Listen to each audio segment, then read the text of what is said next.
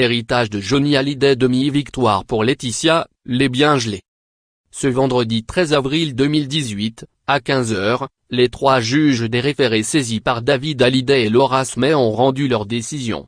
Rappelons que les aînés de Johnny Hallyday ont assigné sa veuve, Laetitia Hallyday, pour obtenir un droit de regard sur son dernier album et geler ses avoirs pour, ensuite, contester le testament américain.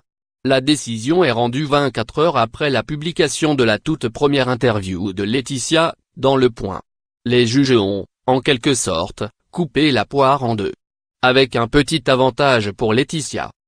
Comme il fallait s'y attendre après la diffusion d'un document signé prouvant que Johnny Hallyday avait validé 10 chansons pour leur commercialisation auprès de sa maison de disques en novembre 2017, les juges ont rejeté la demande de David Hallyday et Laura Smay concernant l'album. Ils n'auront accès ni aux bandes ni au packaging avant sa commercialisation. Celui-ci pourra donc bien sortir comme l'avait décidé leur père, sans qu'ils puissent l'écouter au préalable. Cependant, Laetitia disait bien dans Le Point, David et Laura ont écouté la plupart d'entre elles. Après, on peut leur refaire écouter à la maison, en famille, évidemment. Mais hors caméra et hors avocat.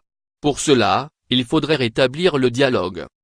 Concernant le gel des biens immobiliers de Johnny Hallyday, le tribunal de grande instance de Nanterre a tranché dans le sens de la demande des aînés.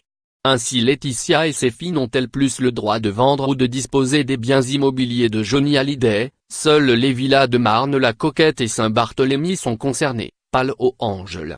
Concernant les revenus artistiques du rocker, le tribunal a ordonné à l'ADAMI, la SACEM et la SPODIDAM de mettre sous séquestre tous les revenus tirés de l'exploitation des droits voisins d'artistes-interprètes de Jean-Philippe Smay mais aussi de toute redevance de droits d'auteur perçue au titre de l'exploitation des œuvres.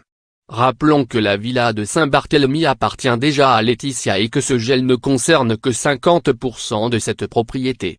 Quant à la villa de Marne-la-Coquette, elle n'est plus en vente et Laetitia étudie la possibilité d'en faire un musée Johnny Hallyday.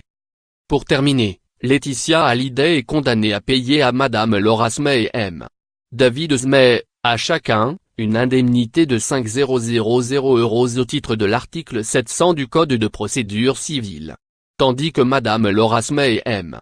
David Smay, sont condamnés, in solidum à payer aux sociétés Varney Music France et de Cybelle Productions une indemnité de 6 000 € au titre du même article, ce sont des sommes à verser en plus du remboursement des frais de justice.